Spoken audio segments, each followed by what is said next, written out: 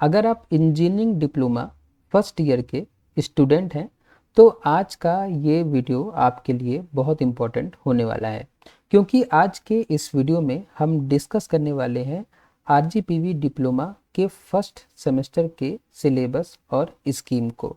और साथ ही आज की इस वीडियो में हम समझने वाले हैं कि किस तरीके से आप अपने फर्स्ट सेमेस्टर में मैक्सिमम स्कोर कर सकते हो।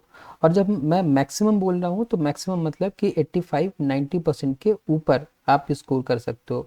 जब आप 85-90% के ऊपर स्कोर कर लोगे तो आपका सब्जेक्ट में जो नॉलेज होगा वो तो बढ़ेगा ही, मतलब ये प्रूव भी हो जाएगा कि आपको अपने सब्जेक्ट की नॉलेज है। और प्लस अगर भविष्य में आपको जॉब करना है, आपको इंजीनियरिंग करना है, तो एक अच्छे परसेंटेज वाले स्टूडेंट की जॉब भी बहुत आसानी से लग जाती है। और अगर आपको आगे पढ़ाई करना है तो अच्छे परसेंट वाले स्टूडेंट को बहुत अच्छा इंजीनियरिंग कॉलेज में सेकेंड ईयर में एडमिशन भी मिल जाता है। जैसे कि मैंने आपको पहले भी बताया था कि आप इंजीनियरिंग डिप्लोमा करने के बाद गवर्नमेंट इंजीनियरिंग कॉलेज के सेकेंड ईयर में डायरेक्ट एडमिशन ले सकते हो। ठीक है, तो ये कब हो पाएगा? ये तब हो पाएगा जब आपके अच्छे परसेंट आएंगे। और अच्छे परसेंट कैसे आएंगे? जब आप इस स्कीम को समझोगे, और इस स्कीम को समझने के बाद आप ये स्ट्रेटेजी बनाओगे कि कैसे मैं मैक्सिमम मार्क्स स्कोर कर सकता हूँ। तो चलिए हम अब स्क्रीन पर देखते हैं और समझते हैं अपने इंजीनियरिंग डिप्लोमा के फर्स्ट सेमेस्टर के स्कीम को। तो जैसा कि आप ये देख पा रहे हैं, ये फर्स्ट सेमेस्टर की स्कीम है। और यहाँ पे अगर आप देखोगे तो आपको समझ में आएगा कि ये जो आपका फर्स्ट सेमेस्टर है ये टोटल 800 नंबर का होने वाला है। और ये देखिए, ये सारे आपके सब्जेक्ट्स हैं। ठीक है, यहाँ पे सब्जेक्ट नेम के नीचे ये सारे आपके सब्जेक्ट्स लिए लिखे हुए हैं। सब्जेक्ट्स तो यहाँ पे टोटल 8 हैं, लेकिन सेमेस्टर एग्ज़ाम आपका ये 4 सब्जेक्ट का ही होगा। मतलब ये 4 सब्जेक्ट के जो कुछ मार्क्स हैं वो आपको सेमेस्टर एग्ज़ाम में उनके पेपर देने रहेंगे, और ये आपकी कॉपियाँ जाएंगी भोपाल चेक होने के लिए, और वहाँ पे चेक होके वहाँ से आपको ये नंबर मिलेंगे इन सब्जेक्ट्स के। और बाकी ये जो सब्जेक्ट हैं जो नीचे दिए हुए हैं, इनका सिर्फ प्रैक्टिकल एग्ज़ाम होगा। इनके सारे नंबर आपको आपके कॉलेज से ही मिलेंगे।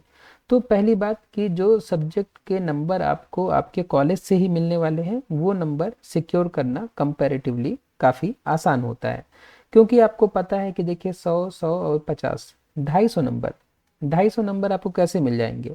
अगर आप रोज़ कॉलेज आते हो, अगर आप टीचर्स ने जो असाइनमेंट दिया है, जो होमवर्क दिया है, जो काम दिया है, उसको आप टाइम से और बहुत अच्छे से करते हो, तो ये नंबर आपको बहुत आसानी से मिल जाएंगे। मतलब ये 250 है, 250 में 230, 240 तो आपको कहीं भी नहीं गए। ठीक है, आप थोड़े भी अच्छे हो तो आपको 240 नंबर बहुत आराम से मिल जाएंगे इन 250 में। अब बात रही इन 600 नंबर की। ठीक है, यहाँ पे देखिए लगभग ये 450, 550 नंबर। ठीक है, इनकी बात रही। तो अब इनमें भी आप देखिए कि जो आपको भोपाल से मिलने वाले नंबर, मतलब जो आपकी कॉपियाँ भोपाल जाने वाली हैं चेक होने के लिए, उनके लिए आपको ये 70, 70, 70 और ये 70, 70, 70 नंबर के आपके 4 पेपर होंगे। ठीक है, ये नंबर आपको मिलेंगे जो आपकी कॉपियाँ जाएंगी भोपाल चेक होने के लिए उनसे। ठीक है, आपके सेमेस्टर एग्जाम में जो आप आंसर लिखोगे उसमें से। और बाकी देखिए बहुत सारे इंटरनल और प्रैक्टिकल के नंबर हैं, उनकी मैं चर्चा एक एक करके करता हूँ। हम सब्जेक्ट वाइज इसको समझते हैं। देखिए, सबसे पहला है आपका सब्जेक्ट मैथमेटिक्स। ठीक है, यहाँ पे देखिए मैथमेटिक्स सबसे पहला आपका सब्जेक्ट है।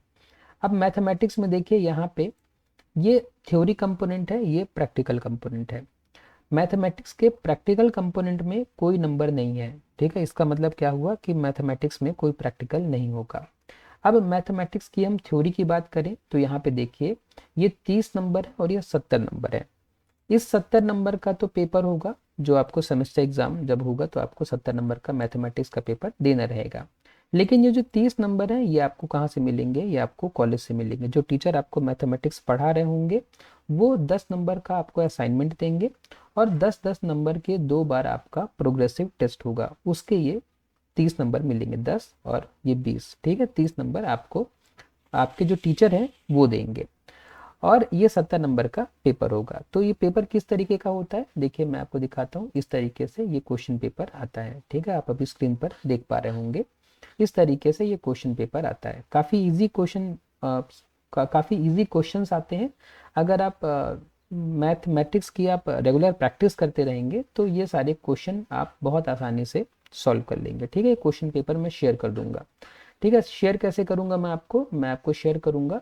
देखिए यहाँ पे जो मेरा यूट्यूब चैनल है, आप मेरे यूट्यूब चैनल पर जब जाएंगे तो यहाँ पे देखिए आपको ये मोर नाम की बटन दिखेगी। ठीक है, इस बटन पे आप जब क्लिक करोगे तो यहाँ पे देखिए गूगल ड्राइव की आपको लिंक मिलेगी। इस लिंक पर जब आप जाओगे तो यहाँ पे देखिए आपको ये क्वेश्चन पेपर्स, ये देखिए यहाँ पे आप इसको लिस्ट व्यू कर लीजिएगा। तो यहाँ पे देखिए आपको एक क्वेश्चन पेपर्स वाला फोल्डर मिलेगा। ठीक है, इस फोल्डर में अभी फिलहाल third semester, fourth semester, fifth semester और सिक्स सेमेस्टर का क्वेश्चन पेपर है। मैं इसमें आपके फर्स्ट सेमेस्टर के क्वेश्चन पेपर्स भी अपलोड कर दूंगा कुछ दिन में। ठीक है, तो आपको ये सारे क्वेश्चन पेपर यहाँ से मिल जाएंगे, तो आप परेशान मत होइए क्वेश्चन पेपर के लिए। ठीक है, मैं आपको बस यहाँ पे दिखा रहा हूँ कि इस तरीके से आपको क्वेश्चन पेपर आता है। ठीक है, इस तरीके से क्वेश्चंस आते हैं आपको। तो ये क्वेश्चंस के जब आप सही आंसर दोगे तो ये आपको 70 नंबर यहाँ पे मिल जाएंगे।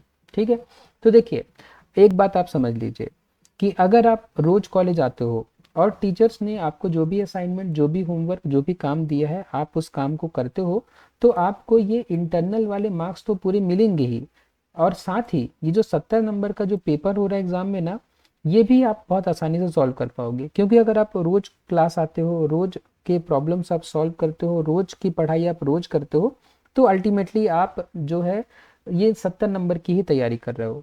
ठीक है, नंबर उनके कम आते हैं जो पूरे सेमेस्टर नई पढ़ाई करते हैं और आखिरी में सिर्फ पढ़ाई करते हैं, उनके नंबर कम आते हैं, उनको एवरेज मार्क्स मिलते हैं 50-60%।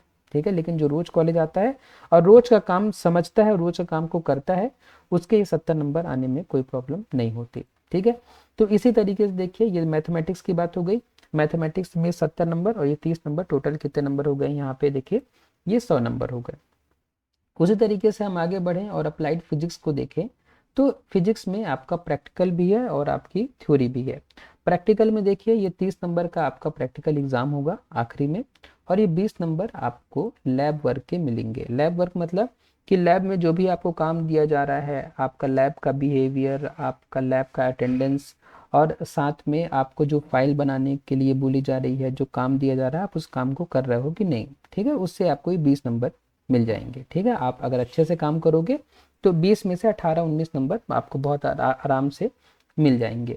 उसके अलावा देखिए ये 30 नंबर यहाँ पे ये वैसे ही है जैसे 10 नंबर का असाइनमेंट हो गया और 10-10 नंबर के 2 क्विज हो गए। ठीक है, यहाँ से 30 नंबर मिल जाएगा और ये 70 नंबर का आपका सेमेस्टर एग्जाम होगा। ठीक, ये फिजिक्स का क्वेश्चन पेपर है। इस तरीके से देखिए ये फिजिक्स का क्वेश्चन पेपर आपको पूछा जाता है। ठीक है, बहुत सिंपल क्वेश्चंस आते हैं, इजी क्वेश्चंस आते हैं। अगर आपको अपने सब्जेक्ट की थोड़ी भी नॉलेज है तो बहुत आसानी से आप इन क्वेश्चंस को सॉल्व कर पाओगे। अब उसके बाद जैसे फिजिक्स है उसी तरीके से सेम केमिस्ट्री है। देखिए सेम एकदम सेम स्ट्रक्चर है केमिस्ट्री का भी, है ना। 30 नंबर इंटरनल थ्योरी, 70 नंबर का एक्सटर्नल आपका थ्योरी एग्जाम, और 20 नंबर का इंटरनल प्रैक्टिकल और 30 नंबर का आपका एक्सटर्नल प्रैक्टिकल। ठीक है, इस तरीके से आपको 150 नंबर, उसी तरीके से इंग्लिश में आपको 150 नंबर मिल जाएंगे। अब देखिए इतना तो समझ में हमको आ गया, लेकिन एक गलती जो स्टूडेंट्स करते हैं और जिसके कारण उनके नंबर कम हो जाते हैं, वो गलती क्या है कि पिछले कई सालों से मैं ये देख रहा हूँ कि जो स्टूडेंट्स हैं वो एग्ज़ाम के टाइम में जो थ्योरी एग्ज़ाम होता है ना 70 नंबर का, इसके लिए जो कॉपी मिलती है ना वो 32 पेज की होती है। ठीक है, लगभग 32 पेज की कॉपी होती है, और 32 पेज में 10-15 पेज बहुत मुश्किल से बच्चे लिख पाते हैं। मतलब 10-15 पेज में पूरे 70 नंबर के क्वेश्चन वो सॉल्व कर देते हैं। तो इस तरीके से जब वो क्वेश्चन सॉल्व करते हैं और चलिए अगर 10-15 पेज कर रहे हैं लेकिन सारे आंसर सही हैं तो भी कुछ अच्छे नंबर मिल सकते हैं, लेकिन मैक्सिमम टाइम पे वो आंसर भी गलत होते हैं। ठीक है, और प्लस कम होते हैं। तो इसलिए वो एक एवरेज मार्क्स मतलब कि 40% 50% में सारे बच्चे लगभग सिमट जाते हैं।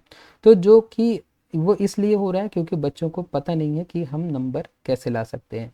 तो पिछले अपने 10-12 साल के एक्सपीरियंस से, 10-12 साल से मैं इंजीनियरिंग डिप्लोमा में पढ़ा रहा हूँ, तो उसके एक्सपीरियंस से जो मैंने समझा है मैं आपके साथ शेयर करता हूँ। मैंने ये समझा है कि अगर 2 मार्क्स का क्वेश्चन आपको पूछा गया है, 2 मार्क्स के, तो 2 मार्क्स के क्वेश्चन में अगर आपको 2 में से पूरे 2 नंबर लाने हैं तो आपको 1 पेज पूरा भरना पड़ेगा। अगर आप 1 पेज का पूरा आंसर लिख दोगे, ठीक है, तो आपको 2 मार्क्स बहुत आराम से मिल जाएंगे। इसी तरीके से अगर अगर 4 नंबर का पेपर है, 4 नंबर का पेपर है, तो आप 2 पेज भर दो कॉपी में, एक तरफ आप लिखो फिर पलटा के दूसरी तरफ लिखो, ठीक है, 2 पेजेस, 2 पेजेस लिख दोगे आप, तो आपको 4 नंबर बहुत आराम से मिल जाएंगे। वैसे ही 6 नंबर का क्वेश्चन आया तो आप 3 पेज लिख दो, ठीक है, एक पेज फिर पीछे पलटा के दूसरा पेज फिर एक तीसरा पेज, और इस इन 3 पेजेस में आप एकदम सॉलिड कंटेंट लिखो, आप फालतू की बातें नहीं लिखो उसमें, ठीक है, जो क्वेश्चन में आपको पूछा गया है उससे से रिलेटेड चीज़ें आप 3 पेज लिखो, तो आपके नंबर कुछ भी नहीं कटेंगे। आपको 6 में से 6 मिलेंगे, 4 में से 4 मिलेंगे, 2 में से 2 मिलेंगे, जितने नंबर का क्वेश्चन होगा आपको पूरा आंसर, पूरा का पूरा आपको मार्क्स मिलेंगे, ठीक है।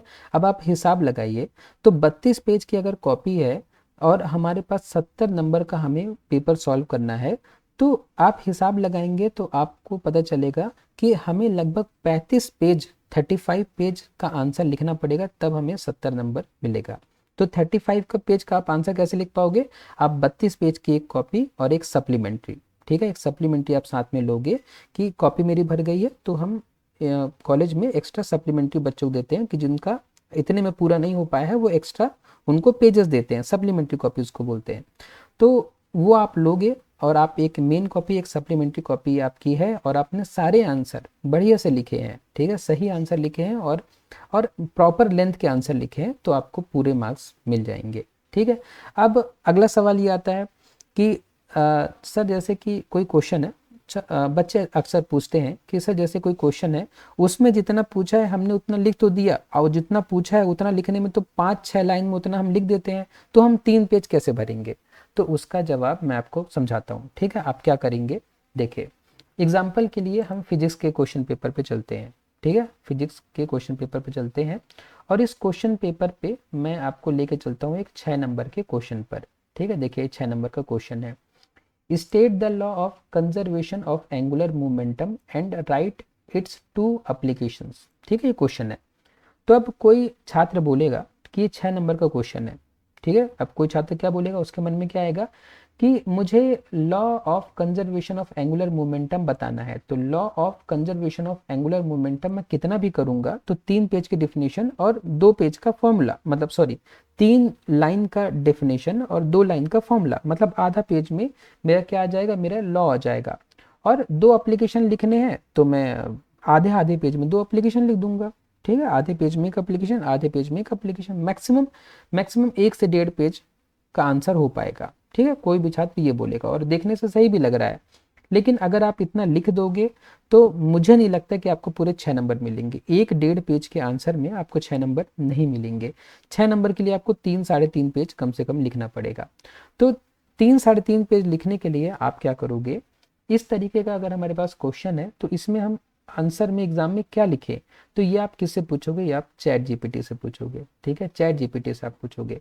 तो देखिए मैंने चैट जीपीटी में आपके लिए प्रॉम्प्ट बना के रखा है, ठीक है, ताकि वीडियो में हमारा समय बचे। देखिए ये प्रॉम्प्ट है, इधर देखिए, यहाँ पे ये मैंने प्रॉम्प्ट लिखा हुआ है, ठीक है, ये प्रॉम्प्ट है। आप इस प्रॉम्प्ट को आप क्या करिए, चैट जीपीटी में पेस्ट करिए, और यहाँ पे देखिए, यहाँ पे आप क्वेश्चन लिख दीजिए, ठीक है, जो भी आपका प्रश्न है उस प्रश्न को आप यहाँ पे लिख दीजिए, और उसके बाद में इस पूरे प्रॉम्प्ट को आप क्या करिए, आप चैट जीपीटी में आप पेस्ट कर दीजिए, ठीक है। तो आपको देखिए इस तरीके से आपको आंसर मिल जाएगा, पहले परिचय मिलेगा, ठीक है, उसके बाद एंगुलर मोमेंटम की परिभाषा मिलेगी उसमें फॉर्मूले के साथ, उसके उसके बाद में कोणीय संवेग के संरक्षण का नियम मिलेगा, ठीक है, और उसके बाद में बेसिक कॉन्सेप्ट, ऐसे करके देखिए कितना ज़्यादा हम इस क्वेश्चन के बारे में लिख सकते हैं। देखिए इसमें से जो भी आपको समझ में आ रहा है, पूरा लिखना हो जरूरी नहीं है, आप पूरा मत लिखिए, ठीक है, ये मैंने मैक्सिमम आपको जनरेट करा के दिखा दिया, मैक्सिमम।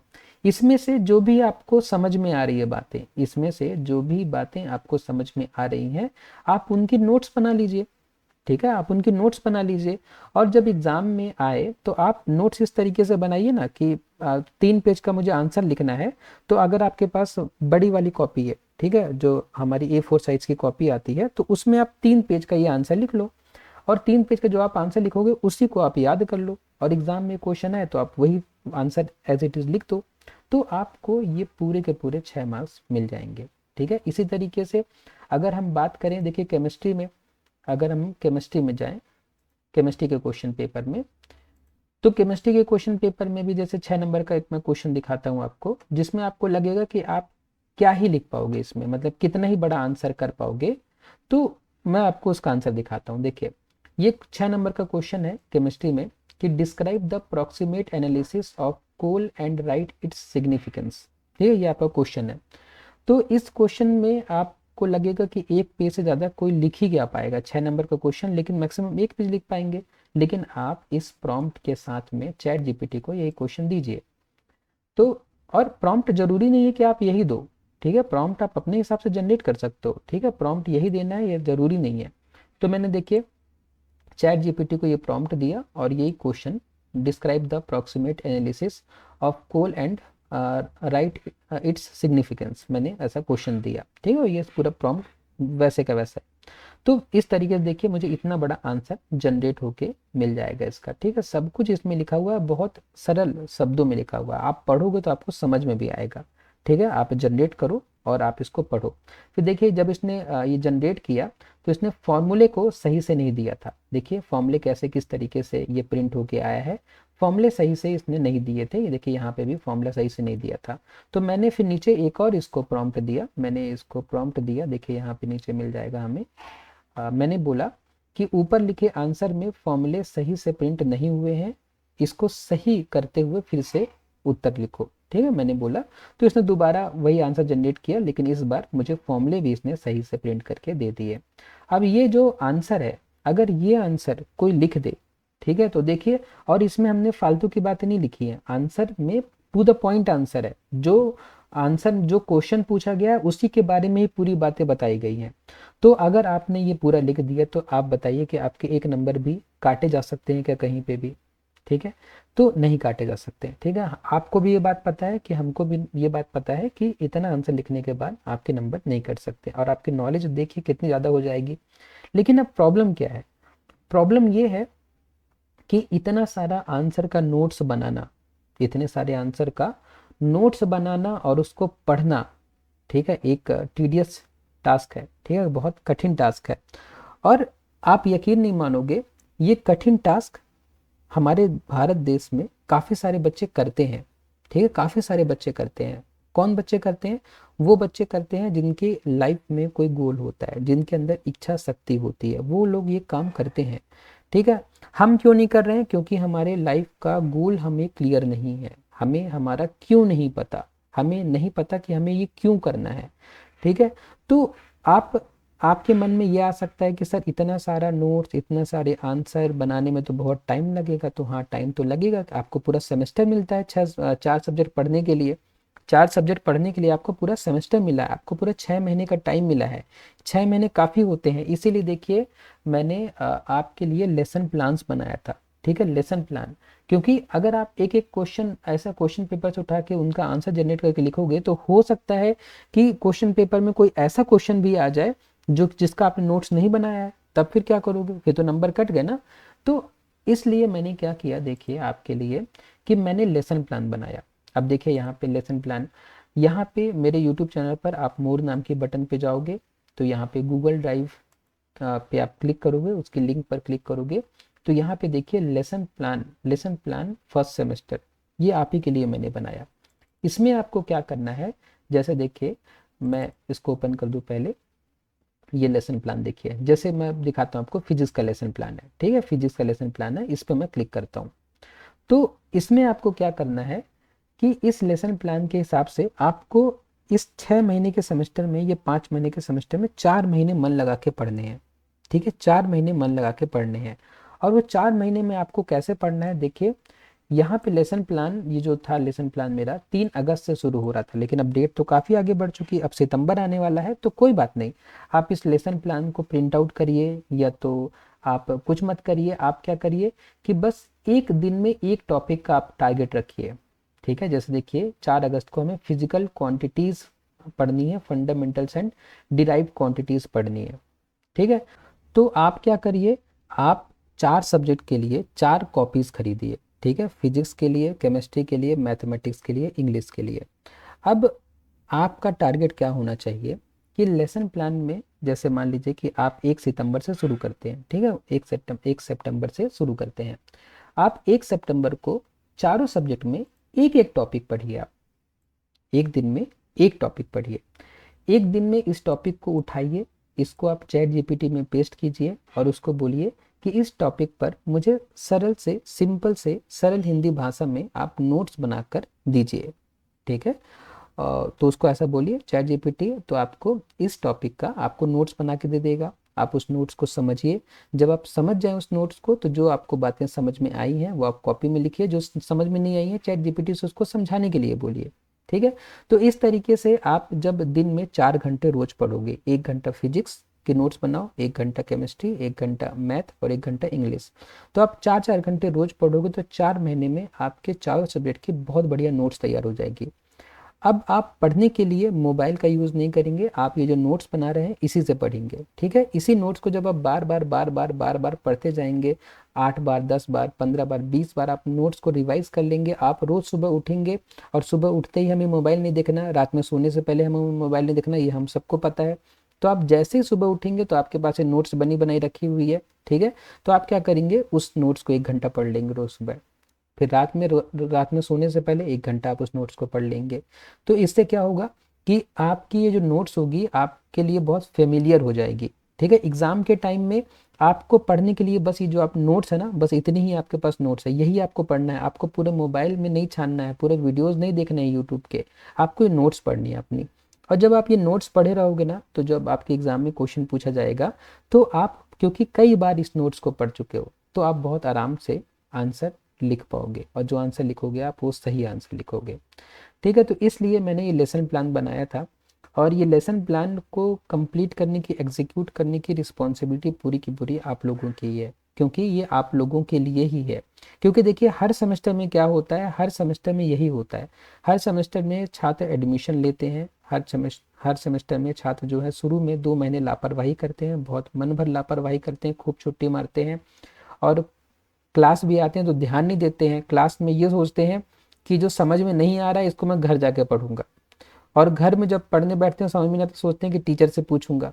फिर कॉलेज आते हैं तो सोचते हैं घर में समझ लूंगा। ऐसे करते करते पूरा उनका पूरा सेमेस्टर खत्म हो जाता है और आखिरी में जब एग्ज़ाम आने वाला होता है तो एग्ज़ाम के टाइम में बस वो क्या कर पाते हैं, वो टॉपिक के नाम ही देख पाते हैं। और बहुत सारे छात्र टॉपिक के नाम भी नहीं देखते, वो बोलते हैं कि क्वेश्चन कुछ भी पूछे हम तो वही लिखेंगे जो हमको आता है। तो ये सब बहुत गलत एटीट्यूड है। ठीक है, इससे आपका कोई भी भला नहीं होने वाला। ठीक है, आपका ये गोल्डन पीरियड है, गोल्डन एज है, इसी एज में आपको चीज़ें सीखनी है, मेहनत करनी है, जितना मेहनत कर सको उतना मेहनत करनी है। आज की समय में, आज इस प्राइम एज में जब आप अपना फुल पोटेंशियल दिखाओगे तभी आज आप 5 से 6 साल के बाद में आप में वो शाइन आएगी। ठीक है, आप में वो ग्रोथ आएगी। तो इसलिए अगर आपको एग्ज़ाम में अच्छे नंबर लाने हैं, ठीक है, तो आपको क्या करनी पड़ेगी, आपको नोट्स बनानी पड़ेगी। ठीक है, अब बहुत सारे छात्र बोलेंगे सर इतना मेहनत से नोट्स बनाएं, इससे अच्छा हम क्यूबी ना खरीद लें, इससे अच्छा हम बुक ना खरीद लें। बिल्कुल खरीद सकते हो आप, क्यूबी आप खरीद लो, क्वेश्चन बैंक आप खरीद लो, बुक आप खरीद लो, लेकिन आप ये बताओ कि आपने अपनी लाइफ में कितनी बार पूरी बुक पढ़ी है, या बुक से जब पढ़ के आपने कितने स्कोर किए हैं। अगर आपकी हैबिट में है कि आप क्वेश्चन बैंक और बुक से पढ़कर आप 90% 95% स्कोर कर लेते हो तो बहुत अच्छी बात है, उससे अच्छा तो कुछ हो ही नहीं सकता। भाई बनी बनाई आपको नोट्स मिल रही है, आप अगर पढ़ के उस बनी बनाई नोट्स को आप पढ़ के और अच्छे स्कोर कर ले रहे हो तो उससे अच्छा तो कुछ हो ही नहीं सकता। लेकिन क्या है ना कि बुक और क्वेश्चन बैंक की जो लैंग्वेज होती है ना वो काफ़ी कठिन होती है। ठीक है, ज़्यादातर छात्र उस क्वेश्चन बैंक और बुक की लैंग्वेज को समझ ही नहीं पाते। और चैट जीपीटी जो हमारे पास एआई आया हुआ है, या जेमिनी है, या कोई भी एआई है, वो हमें हमारी लैंग्वेज में चीज़ें हमें समझा के देता है। तो अ, अगर आप बुक से और क्वेश्चन बैंक से पढ़ पाते हो तो बहुत अच्छी बात है। ठीक है, आप उसको पढ़ कर देखो। मेन है हमें अच्छे नंबर लाना, अच्छे नंबर लाना मतलब 85-90% के ऊपर लाना है, मेन ये है। ठीक है, अब इसके लिए साधन आप देख लो आपको क्या यूज़ करना है।